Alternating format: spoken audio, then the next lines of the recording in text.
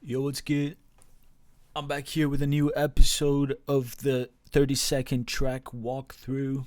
I will be going over the track I did on Thursday, uploaded on Thursday with a little image with a background that is me on the table, facing forward with a little thing moving up in the air.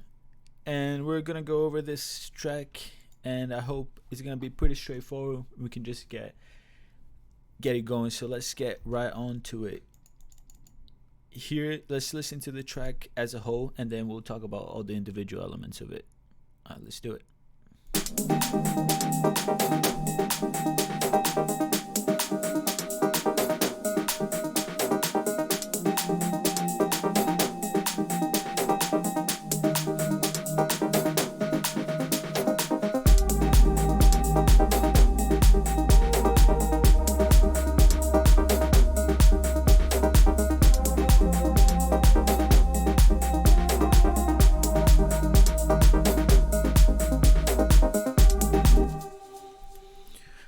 All right.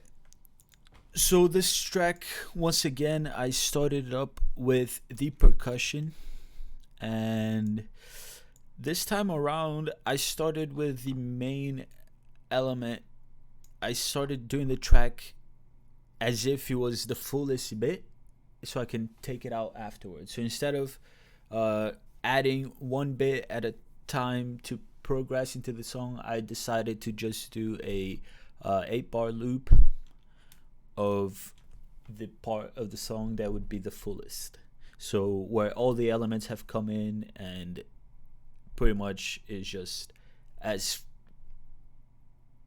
packed as the track goes, essentially. So with this, I have a kick. It's just one of the kicks that I found that come with Reason under the Kong drums set of kicks, and it is transposed down two semitones, so it's in key with the rest of the track. And sometimes I pick the kick, and the kick's already in tune, and then I make a melody on top of it, so it's already in tune with the kick. But this time around, I chose the kick, and as the melody was developed, I figured out what to transpose it to. So sometimes what you can do is just pick a kick you like and just put the kick in, and don't even mess with tuning or whatsoever or anything like that. And then as you develop with the track, you go back and you try to tune the kick according to whatever key your track is in, or just make it so it fits nicely with the track overall. So this kick, what I have on it is a transpire. So it's just pretty much just a transient shaper, and I just turned it up a little bit in these 3 segments, but I didn't really want to boost the gain of it, so I just left it normally. And I don't know, I find it better to control the gain through the mixer rather than through VSTs, because it's so much easier in the mix afterwards to just go here instead of having to open up the whole thing and go to the VST itself. So yeah, just pretty straightforward stuff. And then here I put in a little saturation, just to give a little bit of, I don't know, some grungier feel to the kick. And without any effects, the kick sound like this. So it's not too bad by itself, but with the effects, it just boosts it up a little bit. But yeah, not much. Then I add in a little snare, not even snare roll, it's just like a snare sequence, really, going throughout the whole track.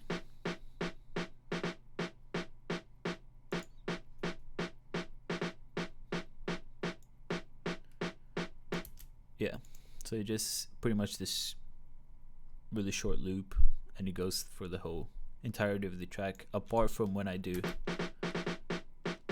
a little snare fill when it transitions to the drop, I guess. And then this snare is pretty raw, I'm pretty sure. Yeah, it's just the snare itself. I didn't want to mess with it because it's more like a background noise. I don't want to boost too much of it. I just kind of want to leave in the background to give a little bit of, to add to the groove. So it's, if I was doing a track that there was mostly like this kind of vibe I was going to, I would definitely boost this up and like throw a little saturation on it, or some distortion, and just mess with it more, compress it a little bit, and just boost up the gain. But in this case, I didn't really have to do that because I'm just using it as background. So afterward, oh, and let me see if I do any. Yeah, okay. So for the so I roll off the low end, and I take out a little bit of the high end as well. So it's just like a little bit muffled. So like if I wanted, like I said, if I wanted to be more prominent, I definitely wouldn't take out this high end, but I just wanted it to leave in the background, so I do that. So afterwards, I add in just a little percussion hi-hat thing, just to again increase the groove a little bit, and I put a little bit of reverb and some delay on it. I do this through a send channel, by the way. It's just the three options here would be this reverb, and this one is just a reverb that is acting like a delay, like an echo, and then the third one is just a chorus, but I don't even use the chorus in this track. So here I just again take off the low end and just have a little thing, so together with the sounds. So in this, it actually, like, it feels like when you just look at this, it feels like the hi-hat is only prevalent here, but in fact, because of the delay, it goes on for longer. So this is actually misleading if you're looking about like how full your track is and how much you should add. So be careful with that. And then afterwards, I just add in some hi-hats going the same going the same pattern as a kick, just every bar, not even bar, like every quarter of a bar, sorry. And I once again take out the low end. This one I take out a bunch of the low end, and I transpose it down five semitones, so it sounds like this is without doing that. But I want this one to be the low side, and it's just the sound itself, just raw. And then this one, I duplicate this channel, but instead of going 5 octaves down, I go 7 up. No plug here for 7 Up. But if they want to sponsor me, shouts out 7 Ups. Yes, getting back a check. Yeah, so it's the same thing, just duplicated, one going down and one going up, and in the one going up, I put a delay on it, so it feels like it's that. So, yep, that is it. Together with all this stuff, it sounds like. Alright, so we're essentially almost done with the drum loop at this point, and then we just add in an offbeat little hi-hat thing. And this one, I don't even need to cut off anything because it's just so high-pitched already, and I put it up even to make it a little bit even more high-pitched, so I don't even need to cut the thing. But it's good just to do it, just in case, because you never know. Yeah. And then with the hi-hats, this is just the hi-hats. and then I add in another hi-hat in the offbeat here and a different one in the offbeat here. So this one is another hi-hat, this one is a shaker. Again, they're pretty, the shaker and the hat is just the raw sounds. Alright, so that's the hi-hat groove. Once you add the snare,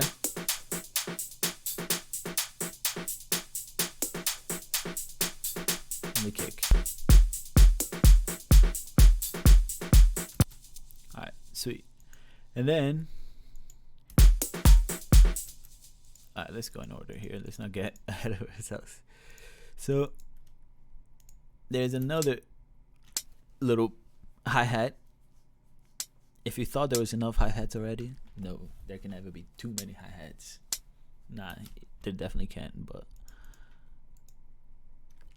it definitely helps to, like, sometimes if you think your track is stale, try adding just like legit just these one hits every now and then and like switch them up. So it just sounds a little bit more like unpredictable. I guess that's the word. So there's another hi-hat that I could have probably rolled off some of the low end here, so I'll just do that now.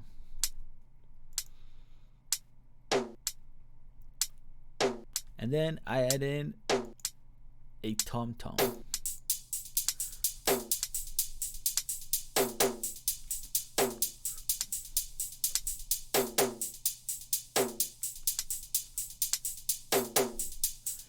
And then the tom, it's just, this one happened to feel already slightly tuned with the track and it just sounded good, so I just left it be and I took off some of the low end, and yeah, didn't really process it much at all. And then finally there is the little clap. The clap, I just took away all the low end because it had, no, it didn't even have much, but I thought it was, it originally had, if I didn't transpose it, 12 up. So before it was like this, just sounded like too much, but then when it was high pitched, it just worked out with the track better. Then I add a little bit of saturation and I take off the low end afterwards again, because this plugin, do you see here, this plugin, every time I use it, it creates this low end over here. So I add in a equalizer afterwards, after the plugin. So you actually have to always keep in mind the sequence that you put in the VSTs, because there's some plugins that add unwanted frequencies without you realizing. So it's always good to, like, after you add in an effect or something like that, see how like it changed the waveform of it. Like you do that through like a spectrum analyzer, and you just see like, oh, okay, this is what it did. Wow, that's weird, because without the plugin there was nothing here, and I don't really want this here. So to fix that, I just go and add in an equalizer afterwards, because it's equalizing from the track, and then from the track it goes to this kind of like a bus type of thing, but it's not really a bus because it's just an individual track. And then from that it goes into the distortion. So the order matters, because just order matters. Just keep that in mind. And then together all the drums, they sound like this.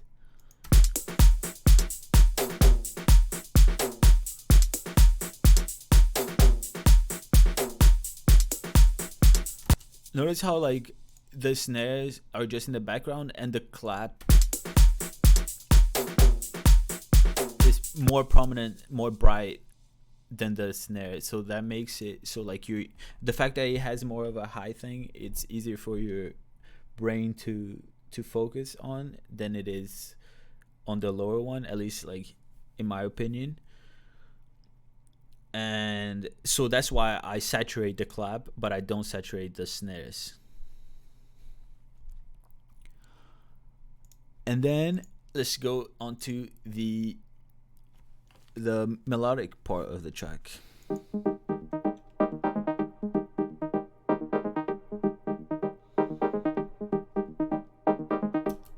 All right, this little bit is an Europa synth, and I am just playing through a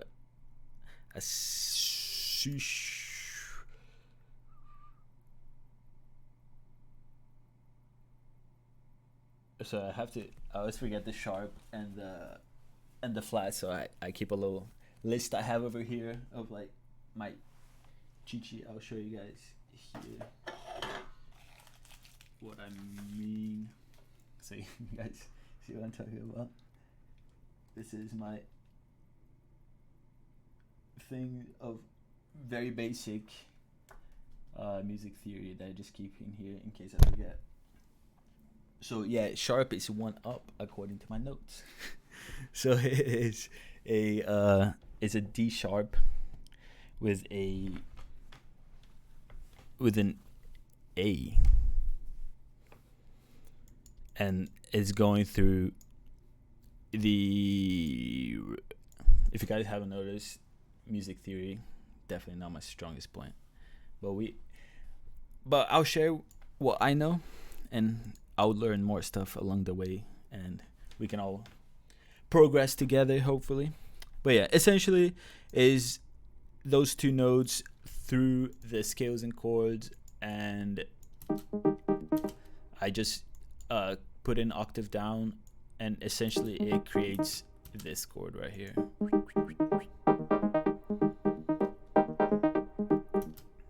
And then it's just playing this.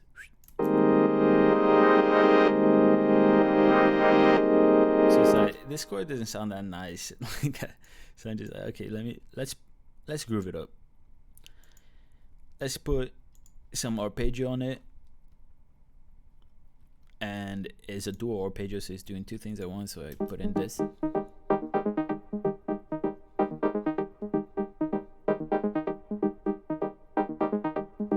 Just playing these notes, and these are the full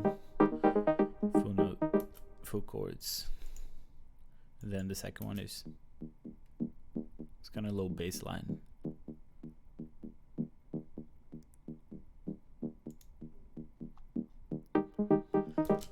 So that's cool and all, but the real secret is right here, is in the automation of the automation of within Europa.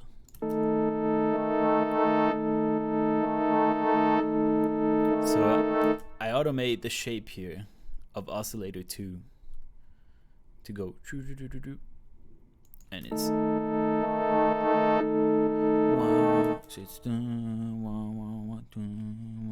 and meanwhile the frequency is opening up, so you're getting first just the low end, and then afterwards a little bit of the high end, and I repeat that.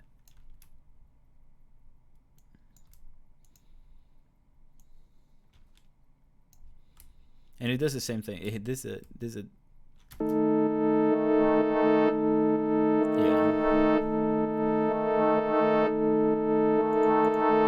And then with everything,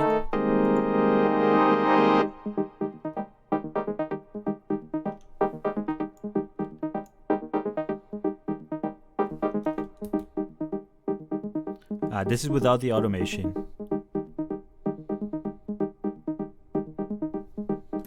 It just sounds like, yeah, it's alright, but it's just like, it's just this constant. But then when you add in the automation, it's like, instead of it's like boom boom. So there's like this movement with the whole movement of the drums and all that makes so your track is groovy, and we want it to be danceable, because if you're playing this in the club, you want to dance to it. You know what I mean? You know what I mean? But yeah, uh, in this bit right here, it's just a little pad through a Thor polysonic synthesizer. What's the name of it? Polysonic synthesizer. Yeah, that's what it is. Thor, and it's just I tried many things out here to see how it sounded, but eventually I just wanted this really simple, just one oscillator, detuning it a little bit, just a saw wave, and and uh and just a filter. I just want the low end. I don't want much of the high end. Yeah, it's just playing this. And then on the equalizer, I take off this around 320 just to clean up the sound a little bit. And once again, is just playing the same chords as the little groove thing from the Europa. And then afterwards, I have a sub bass, and it's just playing just straight through, just boom.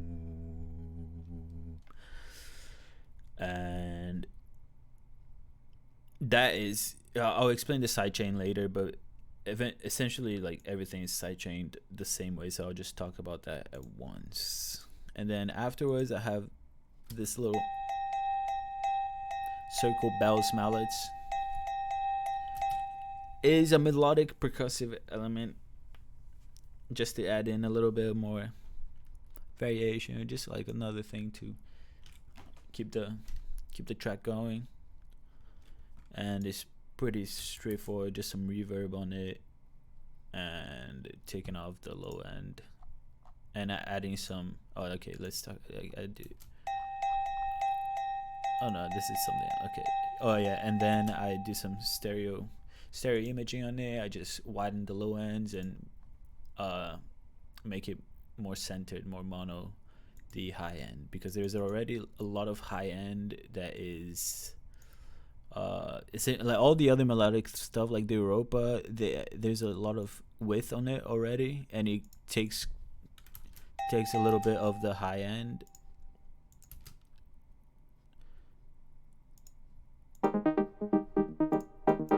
Yeah, so this bit right here, we want it to be different than what it is here. So like after this point right here, pretty much it crosses over, and I want it to be more centered, whereas this one is wide by nature, so I don't want them to occupy the same space when you think about the mix as like a 3D thing, not just like a 2D object. And then the last thing is just, it's kind of like a pad, but not playing a chord, just playing a note. And it's once again just a simple saw wave and detuned, and this time I want more of the high end, and I add in some saturation, a little bit of distortion, just to make it a little bit dirtier, and I add in some hi-fi effect on it. I add in some more distortion. I put in a filter, and then I put in a reverb, and I make it wide. So again, this one, they're kind of like in the same area again, and I don't want them to occupy the same space, so this one is wide, the other one is a little bit centered. And plus, all the drums, they're mostly mono, so it's good if you have like a drum-like instrument to be also closer to the center, so it makes a little bit more sense to do it that way. And then I get all of the melodic elements,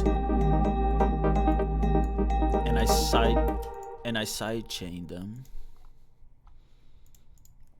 through this sidechain bus. And I do this by, I just select all of them, and I go to route 2, and I create a new output bus, and this output bus, I call it sidechain.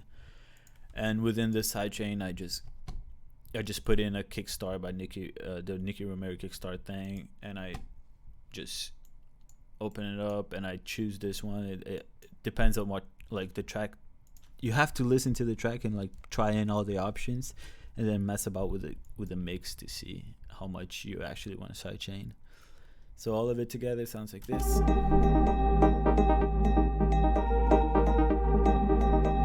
What I used to do is just make not even pay attention to this mix and just make the track just have this really strong sidechain. But I recently realized that the kick is important, but you don't want to forget about everything else. You don't want the kick to be the main focus. You want the kick to be the driving force of the track, but you don't want it to be like the kick is so in your face that it's just like you don't even know anything that's going on. And I feel like this happens so much with music nowadays. Like, I don't know, these some types of house and just overall just the harder side of electronic music, the kick and the snares are so prominent in the mix. They're like, I don't know, maybe it's just personal preference, but lately I've just been liking just a nice like flow of sounds rather than like it could be good for some tracks, but not for all of them. This one is a very soothing, easy to listen to thing, so I didn't want the kick to be super in your face. So for that reason, I just take off the mix down. It's pretty much like a dry wetness thing. How much you want the signal to go through, and I'm just doing like 39%. So it still dips every time it goes through the quarter of a bar, but it doesn't completely take away the sound. So with the kick, it sounds like this. I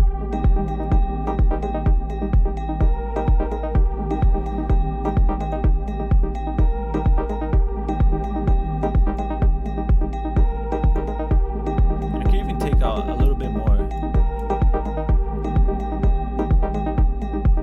And now compared to this.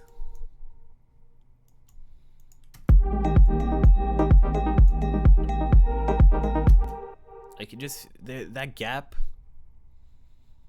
like, that's precious space in time that it could be filled with other stuff. But if you just do it like this, that gap is filled up. So before it was like this, but even this I think is a little bit too much. I could have done a better job in.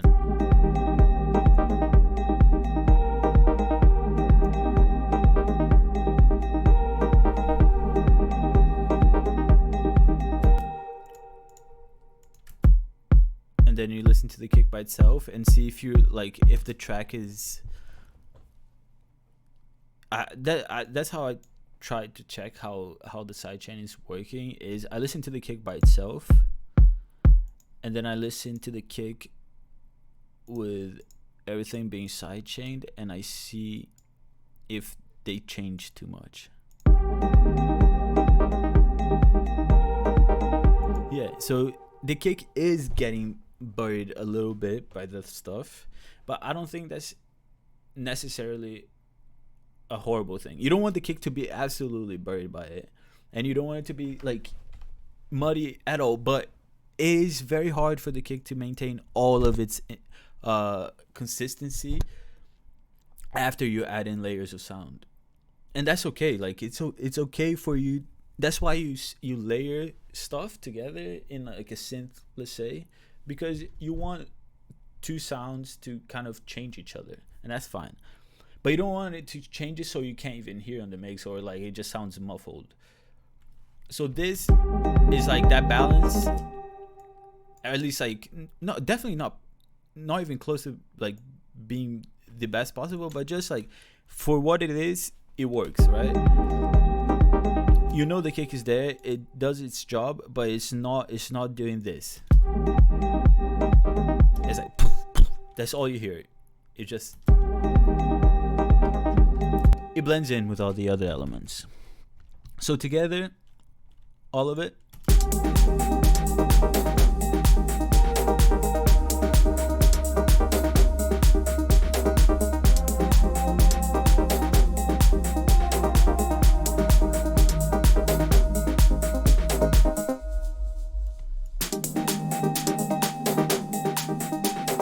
And it's pretty much the track is pretty much the same thing throughout, except I don't have the sub bass going on until the kick starts, and I also don't have the little last little melody until the kick starts as well. And here I do a little, I change up the chord, how the chord is pretty much playing a different chord in the last half of bar before he goes into the kick bit, and then I do the fill like I said before, the snare fill. So it's just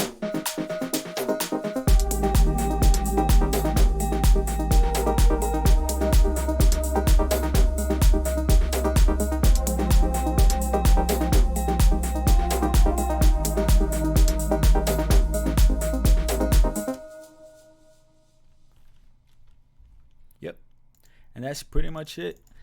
I hope you guys enjoyed it, and let me know what you think of the video, if these are being helpful. If anything you want to know more about this track or anything in particular, let me know as well, and I'll be happy to answer any questions. Yeah, thanks for tuning in. Peace out.